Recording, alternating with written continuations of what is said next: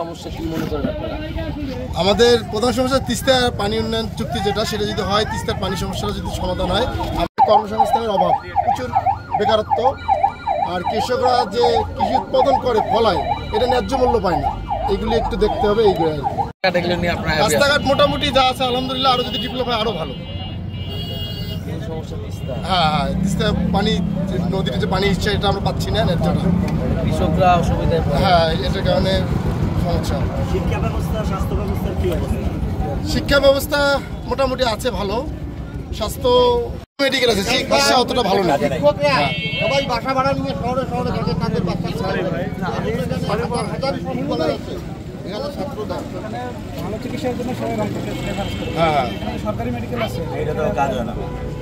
মানে 2 দিন রাখার পরে মেডিকেল থেকে রেফার করে দেয় রংপুর চলে যায়। সামান্য মাথা ব্যথা হলে আপনাদের এখানে জাতীয় পার্টিও দেখলেন, আওয়ামী লীগও দেখলেন, বিএনপিও দেখবেন, এবার এনসিপি দেখবেন। এবার যদি এনসিপি দেখেন তাহলে আমরা আলাপ করতে পারি ইনশাআল্লাহ। এবার সাপলা মার্কা, এবার সাপলা এই যে এত প্রবলেম, বড় পার্টি তো সব দিকে ফেললে, এবার আমাদের একবার দেখেন এটা ইনশাআল্লাহ আল্লাহ যদি সম্মান ধর্মের উপর আল্লাহ।